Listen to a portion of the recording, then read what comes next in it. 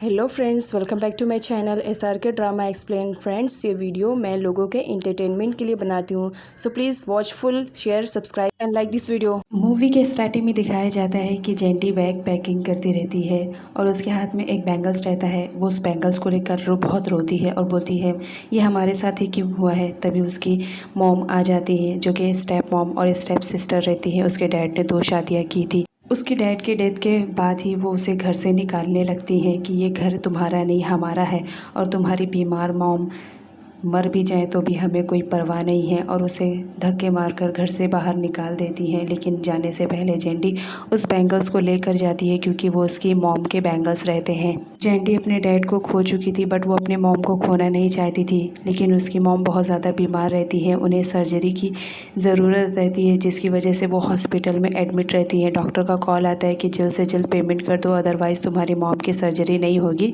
जिसकी वजह से उनकी डेथ हो सकती है। वो बात सुनकर शॉक्ड हो जाती है। अचानक से एक कार आती है और उसका एक्सीडेंट हो जाता है। एक्सीडेंट की वजह से जेंटी को बहुत ज़्यादा चोट लग जाती है। तभी कार का ड्राइवर बाहर निकलता है और उसकी हेल्प करता है और उसे हॉस्पिटल ले जाने के लिए कहता है। लेकिन जेंटी मना करती है, बोलती कोई बात नहीं, मुझे इस वक्त कहीं और जाना है। तभी हमारा मेन लीड जो कि किम रहता है, वो उसे कार्ड देता है और बोलता है कि तुम्हें कभी भी ज़रूरत पड़ेगी तुम इस कार्ड पर फ़ोन करना, मैं हमेशा तुम्हारे लिए हाजिर रहूँगा। जेंटी अपने फ्रेंड के घर पर रहती है और पैसे कलेक्ट करती है। उसके लाइफ में उसकी मॉम और इसका बॉयफ्रेंड रहता है, तो वो उसके बर्थडे के लिए पैसे जमा करती है कि मुझे उसे बर्थडे विश करना है। अचानक से डोरबेल बजती है और वो दरवाज़ा खोलती है तो वहाँ पर पुलिस आई हुई रहती है। पुलिस उसे अरेस्ट कर लेती है और अरेस्ट करके पुलिस स्टेशन में लेकर जाती है। पुलिस उसे बताती है कि ये कंप्लेंट तुम्हारी मॉम ने किया है क्योंकि तुमने उनके बैंगल्स को चोरी किया है। तो जेंटी बताती है कि ये बैंगल्स मेरे मॉम के हैं, वो मेरी स्टेप मदर है जिन्होंने मेरे खिलाफ़ कंप्लेंट किया है। पुलिस उससे फ़ाइन पे करवाती है, बट उसके पास पैसा नहीं रहता है, तो उसे कार्ड याद आता है। वो कार्ड के पर दिए गए नंबर को डायल करके फ़ौरन उसे वहाँ पर बुलाती है। किम वहाँ पर आता है और पुलिस को बताता है कि ये मेरी गर्लफ्रेंड है। किम एक पहुँचा हुआ बिजनेसमैन रहता है, तो पुलिस उसे छोड़ देती है इस बात को लेकर कि ये इसकी गर्लफ्रेंड है। किम फ़ाइन भी पे कर देता है। उसके बाद जेंटी केक लेती है और अपने बॉयफ्रेंड से मिलने के लिए जाती है। किम उसे ड्रॉप करने के लिए कहता है तो जेंटी एग्री हो जाती है, वो उसे ड्रॉप करता है। जेंटी जाती तो है, बट वो अपने बैंगल्स को वहीं पर भूल जाती है।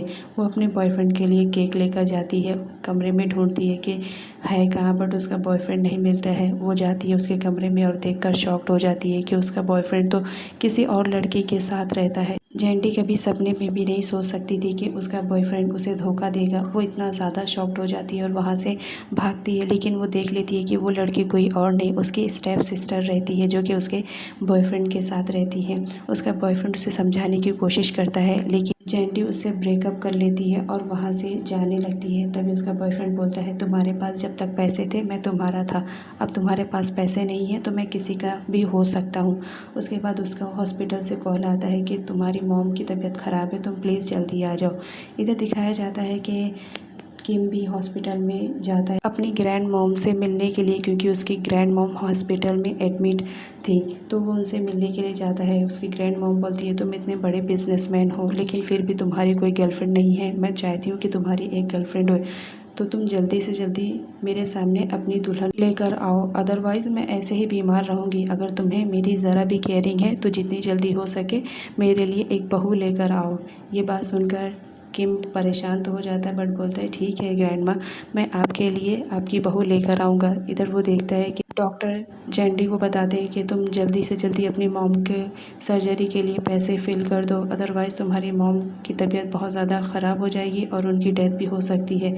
जिस बात को सुनकर जेंटी बहुत ज़्यादा शॉक्ड हो जाती है और उसके पास कोई ऑप्शन नहीं रहता है। वो बहुत रोती है कि मैं पैसे कहाँ से कलेक्ट करूँ। नेक्स्ट सीन में दिखाया जाता है कि जेंटी किम की ग्रैंड मॉम को थोड़ा सा गार्डन में घुमाती रहती है। तभी किम सामने से आ जाता है। उसकी ग्रैंड मॉम बोलती है कि देखो ये है मेरा पोता जिसके लिए मैं गर्लफ्रेंड ढूंढ रही हूँ, क्या तुम्हारा कोई बॉयफ्रेंड है? अगर तुम्हारा कोई बॉयफ्रेंड नहीं है तो तुम इसकी गर्लफ्रेंड बन सकती हो, तुम बहुत ही अच्छी बच्ची हो। ये सुनकर किम बहुत ज़्यादा शॉक्ड हो जाता है और बोलता है ग्रैंड माँ आप आप कभी भी कहीं पे भी स्टार्ट हो जाती हैं, और उनके फेस पर हाथ रख देता है और बोलता है प्लीज़ आप चलिए रेस्ट कीजिए, आपको रेस्ट करने की ज़रूरत है। जैंडी शर्मा जाती है और वहाँ से चली जाती है, लेकिन वो ग्रैंड मॉम की बातें सुन लेती हैं। इधर दिखाया जाता है कि जैंडी को डॉक्टर बताते हैं कि तुम्हारी मॉम की सर्जरी के लिए हमें 10 लाख की ज़रूरत है, तो तुम जितनी जल्दी भर दो उतना ही अच्छा रहेगा। तो वो सीधा जाती है किम के पास और उससे बोलती है कि मैंने सुना है तुम्हारी ग्रैंड मॉम तुम्हारे लिए गर्लफ्रेंड ढूंढ रही है, मैं तुम्हारी वाइफ़ बनने के लिए भी रेडी हूँ, प्लीज़ तुम 10 लाख मुझे दे दो। मैंने सुना है तुम बहुत ज़्यादा अमीर और रिच फैमिली से बिलोंग करते हो, मेरे लिए 10 लाख इस वक्त बहुत इंपॉर्टेंट है। मैं कॉन्ट्रैक्ट भी साइन करने के लिए तैयार हूँ, तुम जैसा कहोगे मैं वैसा करूँगी। तो किम उसे मना करता है और बोलता है नहीं, ऐसे लड़कियों को तो मैं मुँह भी नहीं लगाता हूँ, और तुम मेरी वाइफ बनना चाहती हो, ये बोलकर वो वहाँ से चला जाता है। जैंडी बहुत ज़्यादा रोते रहती है कि अब मेरी मॉम की सर्जरी कैसी होगी, मैं मेरी मॉम को कहीं खो ना दूँ। तभी किम वापस आ जाता है और वो बोलता है ठीक है, मैं तुमसे शादी करने के लिए तैयार हूँ, लेकिन मैं जैसा कहूँगा तुम्हें वैसा ही करना पड़ेगा, और मेरी ग्रैंड मॉम का तुम्हें बहुत ज़्यादा ख्याल रखना पड़ेगा। जिस पर जैंडी एग्री हो जाती है और बोलती है प्लीज़ मुझे 10 लाख रुपीज़ दे दो, इस वक्त मेरे लिए 10 लाख बहुत इम्पॉर्टेंट है। और वो कहकर उसे हक कर लेती है। किम भी उसे हक कर लेता है। उसके बाद वो उसे अपना क्रेडिट कार्ड देता है और बोलता है ठीक है, ये लो क्रेडिट कार्ड, इसमें 20 लाख रुपीज़ है, तुम्हें जितना चाहिए यूज़ कर लो। जैंडी बोलती है मुझे ज़्यादा नहीं, मुझे सिर्फ 10 लाख की ज़रूरत है, मैं सिर्फ 10 लाख यूज़ कर दूँगी और जितना भी है वह मैं वापस कर दूँगी। उसके बाद जैंडी अपने मॉम के ऑपरेशन के लिए पैसे फिल कर देती है। इधर वो ग्रैंड मॉम की भी बहुत ज़्यादा केयरिंग करती है, उनकी हर एक चीज़ का ख्याल रखती है। तभी किम का कॉल आ जाता है। ग्रैंड मॉम बोलती है किम का कॉल है, तुम रिसीव करो। तो किम उसे कॉल पर बुलाता है कि मुझे शॉपिंग करनी है, तुम्हें जल्द से जल्द आना ही पड़ेगा।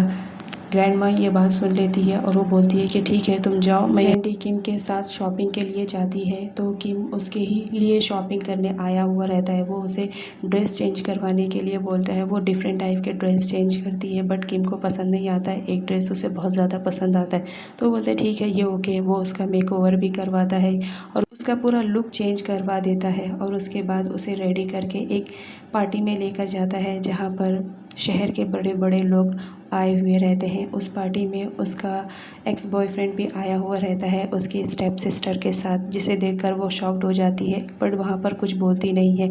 उसका एक्स बॉयफ्रेंड देख लेता है कि वहाँ के सबसे रिचेस्ट पर्सन के साथ आई हुई रहती है। लोगों से पता चलता है कि वो उसकी वाइफ बनने वाली है। ये बात सुनकर उसका एक्स बॉयफ्रेंड तो शॉक्ड में हो जाता है। वहाँ के लोग तो किम की ही तारीफ़ करते रहते हैं, क्योंकि किम बहुत ही बड़ा बिजनेसमैन रहता है। उसके एक्स बॉयफ्रेंड को बहुत ज़्यादा जेलस होती है। तभी उसकी गर्लफ्रेंड बोलती है कि ये तो तुमसे रिच है, ये मेरा बॉयफ्रेंड होना चाहिए। इस बात पर वो वहाँ से चला जाता है और बोलता है कि तुम मेरी गर्लफ्रेंड बनने के लायक नहीं हो। किम और जैंडी दोनों पार्टी में बहुत एंजॉय करते हैं, दोनों डांस करते हैं। पार्टी ख़त्म होने के बाद वो दोनों साथ में घर आते हैं। जैंडी अपने एक्स बॉयफ्रेंड को इतना जेलस फील देखकर बहुत ज़्यादा खुश होती है। जैंडी देखती है कि किम सो रहा है तो उसे मस्ती सूझती है, वो उससे मस्ती करने लगती है। तभी किम की आँख खुल जाती है और वो बोलता है कि तुम मुझसे मस्ती करना चाह रहे हो तो ठीक है, मैं भी तुम्हारे साथ करना वाला हूँ। आफ्टर ऑल मैं तुम्हारा हस्बैंड जो हो बनने वाला हूँ। और ये बोलकर वो उसे किस कर लेता है और बोलता है कि मैं तुम्हारा हस्बैंड हूँ, तो इस बेस पे मैं तुम्हें किस भी कर सकता हूँ। जैंडी बोलती है ऑफ कोर्स व्हाई नॉट, तुम मुझे किस कर सकते हो। आफ्टर ऑल तुमने मेरी मॉम की जान बचाई, मेरी मॉम के लिए तुमने इतना कुछ किया, इसलिए मैं तुम्हारी वाइफ तो हूँ। और यहाँ पर स्टोरी की एंडिंग हो जाती है। गाइस ऐसे ही अमेजिंग वीडियो के लिए प्लीज़ मेरे चैनल को सब्सक्राइब कीजिए।